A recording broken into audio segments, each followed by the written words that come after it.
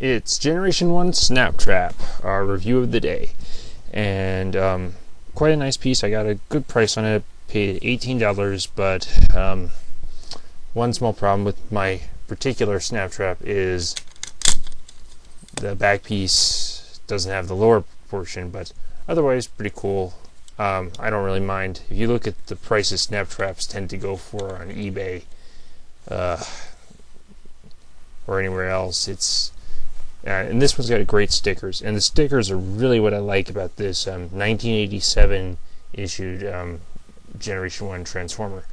The 1987 figures like Power Master Prime, Darkwing, and the Seacons, this one being the Seacon Commander Snaptrap, the centerpiece at the other 5, and then there's one more that becomes the gun connects to. I decided to pick this one up because it has a few well, because I found it cheap, obviously, and because Kale on the figure.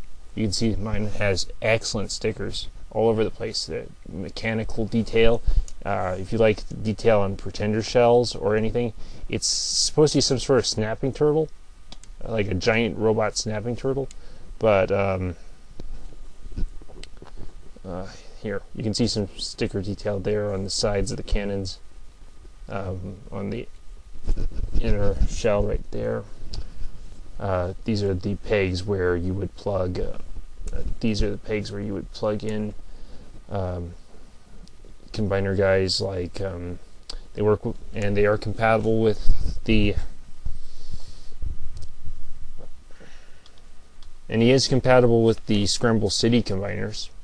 The combiner limbs, you can take guys from the Stunticons or the Combaticons, and you can plug the little guys into him, and he'll just be your center bot for some customization. Articulation-wise, he's pretty articulate.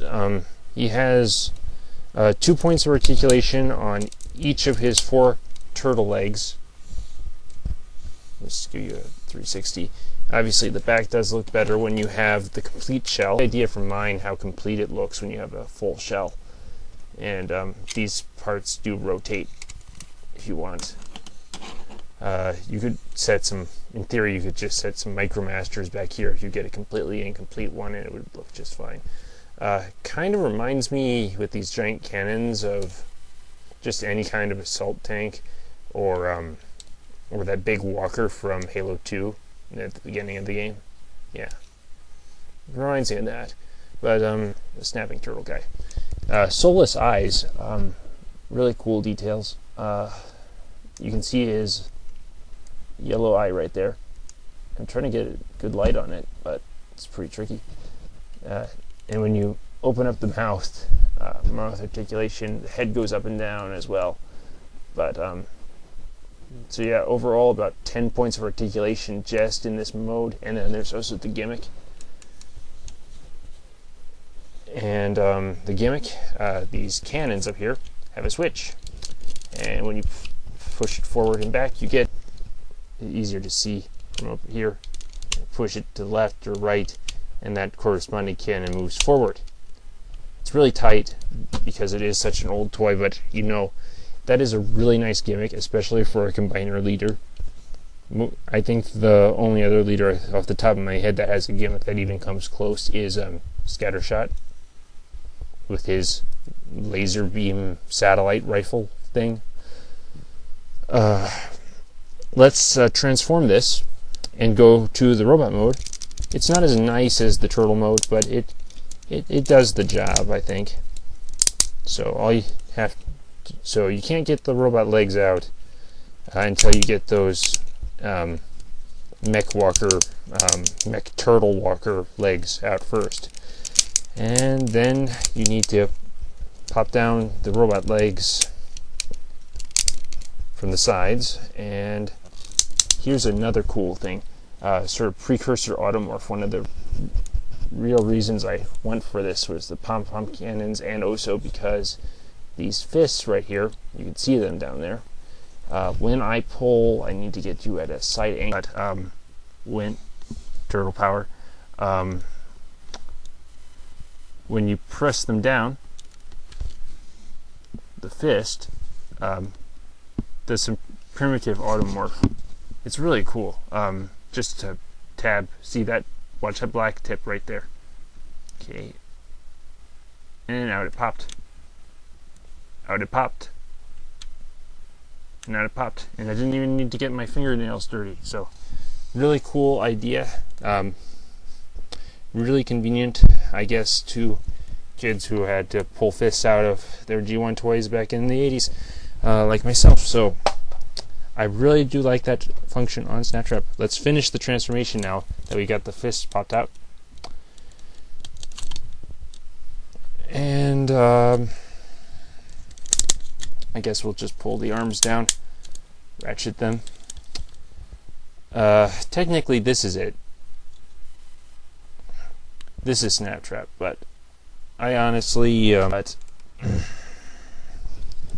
he's got yellow eyes on the robot head. That's a good shot, and you can see the Decepticon turtle shell head has now become eyes.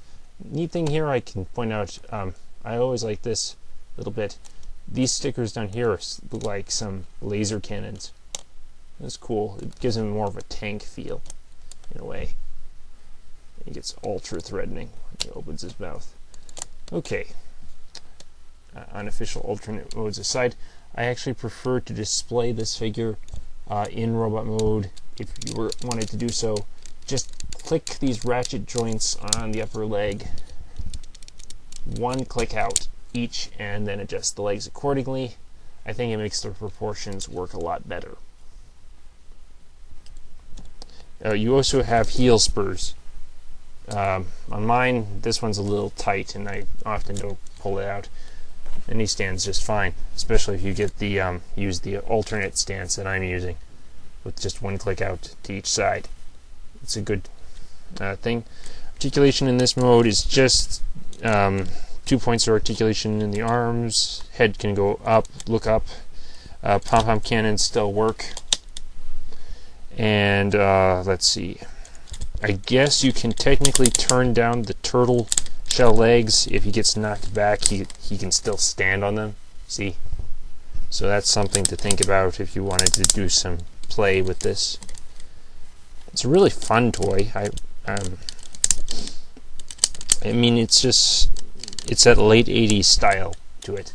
If you can get over the fact that it's pink, and say, wow, that's a cool mech tank. I really like the way the mechanical details work and how the stickers are that classic 1987 kind of Gradius-esque mechanical detail. Then sure, go pick them up if you can get a good price on them. Otherwise, you're going to spend like $300 on a complete piranacon. I believe that's his full combiner name. But anyway, this has been Pop Culture Hero, and this is Snaptrap, and I hope you enjoyed this video. See you later.